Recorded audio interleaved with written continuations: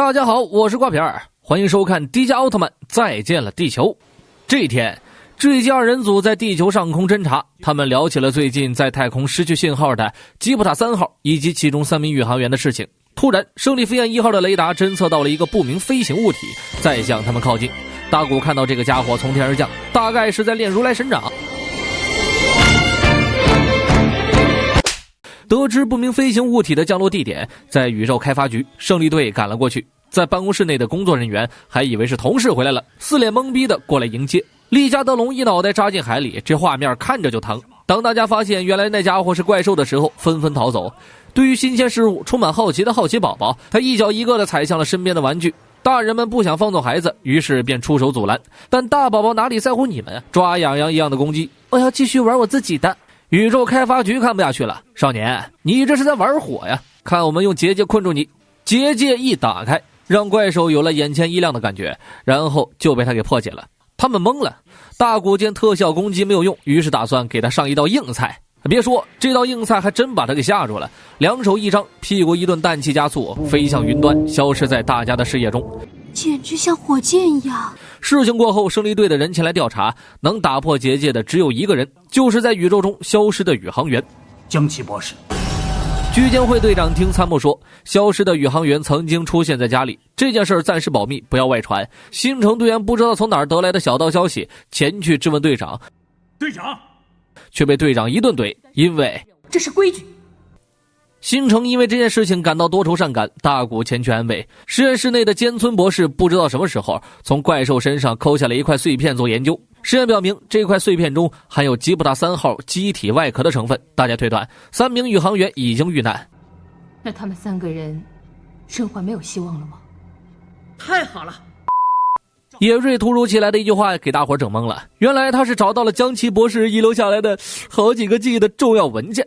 打开视频之后，发现里面讲述着他们驾驶护舒宝遇难前最后的留言，并说出了一连串糟糕的台词。紧急事故，遇到不明发光体，大家要振作，想办法把它赶出太空船。这东西进到我身体里了。他们推断这个怪兽是没有生命的。接着，胜利队收到指令消灭怪兽。然而这时，利加德龙正在吸收能源。也不知怎么得罪了这群坏蛋，坠机二人组赶到现场，对着他就是一顿特效攻击。大宝宝心里十分不爽，于是按照导演的要求，小手一合，击中了胜利飞燕1号的引擎。二人果然名副其实。大古趁着新城队员晕倒之际，掏出神光棒，迪迦奥特曼帅气登场。他上来就是一脚，但是把自己给踢摔了，可能是怪兽出反甲的缘故吧。这一架打的那叫一个尘土飞扬，加上迪迦奥特曼经常在地上滚来滚去，已经变成了土黄色，这有可能是他的第4种形态。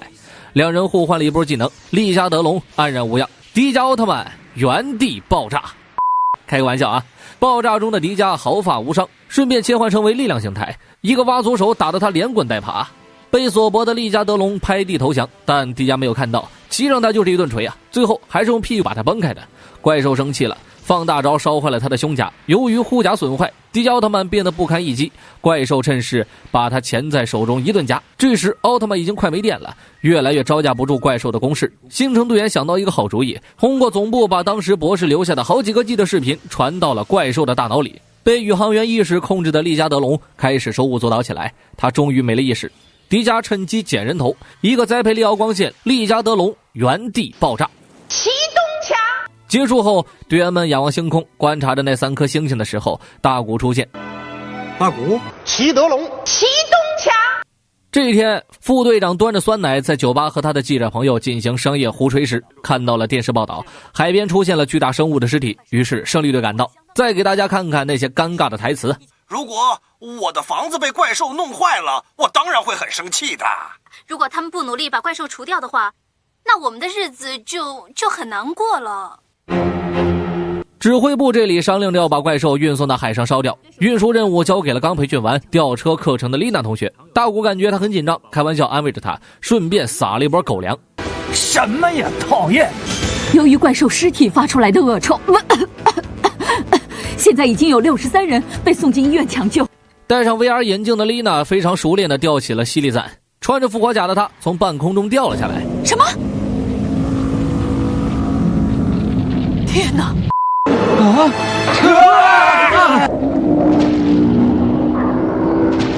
他要到哪儿去啊？我怎么知道他要到哪儿去呀？电视台这边请来了一位蹭吃蹭喝的怪兽灾难评论家。上天先生你好。主持人你好。吃饱喝足之后，终于说起了正事儿。其实说的都是废话。胜利飞燕发射的导弹被怪兽身体吸收，顺便打了个饱嗝。在摸清怪兽的行进路线之后，胜利队布置下了陷阱。因为怪兽是尸体，所以要用高温融化。没想到真的奏效了。与此同时，被他掐进去的导弹掉了出来。虽然也是原地爆炸，但这使他得救，用小爪爪扑灭身上的火之后，继续向大城市走去。看来怪兽也向往大城市的生活。胜利飞燕感到怪兽很有礼貌，但还是要被揍。然后他生气了。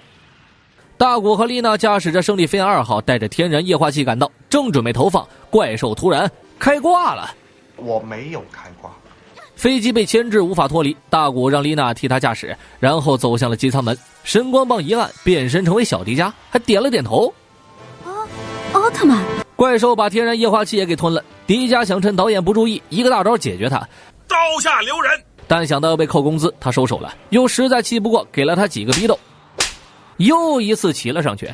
紧接着就是一顿特效攻击，结果一脚陷进了怪兽的肚子里，被口臭熏飞的他猝不及防，又是一个泰山压顶教你做人。这糟糕的姿势啊！怪兽连奥特曼也想吃，硬是把他的头给塞进了肚子里。迪迦一发力，一下给他推飞了出去。这时巨人的怒气值已满，到了放大招的时候，一个栽培了光线，怪兽吸收了他的大招，感觉肚子不适，正准备找厕所，突然犀利在原地爆炸。迪迦满意的飞向了太阳。事情结束之后，二人又回到酒吧，进行着商业互吹的第二轮。副队长一高兴，干了一杯，踏上了回家的路。位于地球某处的上方出现了一团充满未知的神秘云团，驾驶着名为神眼的实验博士团队来到了云团内部。博士，神眼已经进到云团里面去了。水野博士，说不定啊，您的假设真的可以得到证明呢。至于证明什么，后面会有人为大家讲解的。进入云团内部的神眼号侦测到了生命体的信息，在他们思考之余，被加佐特给掐了。因为有事儿没能登上这架飞机的绝景还在神往着神眼号。队长用无人机拷打回来一趟，刚到指挥室，察觉到了气氛的诡异，得知他们和飞机失去了联系，绝景也变得诡异了。不可能！对不起，水野博士认为那个云团或许是闪电人的巢。前去一探究竟的大古竟然也被云团卷入其中，看来他是不想活了，连光你都敢吃。紧接着大古和总部失去联系，为了不让大古感到寂寞，副队长派丽娜前去送人头。丽娜还担心道：大古应该还活着吧？放心，谁死他也死不了。变成茧的怪兽从空中坠落，加佐特破茧而出，丽娜和新城打得他浑身冒烟，而大古被插进茧里晕了过去。绝景想和闪电人交朋友，于是祭出了他的高级翻译机，在调到合适的档位后，一人一兽开始交流。可怪兽由于找不到和他对话的人，又开始破坏城市。绝景决定来现场跟他当面对质。从声音可以判断出怪兽还是个孩子。晕过去的大古听到了丽娜的呼唤，可他仍然没有醒来。而其他队员这边，我是绝景，千万不要激怒怪兽。那个家伙在说什么？到达后的绝景开始和怪兽交流，告诉他我们是朋友。然而加佐特上来就把天儿给聊死了。朋友，好吃。朋友是加佐特的食物。朋友。就在他们即将遇难之际，住手！住手！护妻狂魔出现，变胖了的迪迦打起架来还是 OK 的，对着他就是一顿拳打脚踢啊！加佐特为了增加游戏乐趣，开始装死，迪迦差点就飞走了，然后又一口咬住他的肩膀，这咬可坏了，开始往外冒火星子，貌似最近遇到的都是吃货怪兽。受伤的迪迦变身成紫色形态，一边逃跑一边治疗伤口，顺便带加佐特兜个风。迪迦知道自己快到点了，突然消失不见，出现在了加佐特的上方，一记如来神掌击中他的头部，紧接着就是一个兰帕尔特光弹，加佐特原地爆炸。绝景，你看，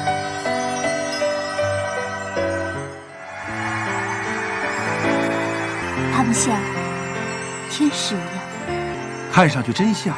然而他们把大国给忘了。我是瓜皮儿，迪迦奥特曼，我们下期见。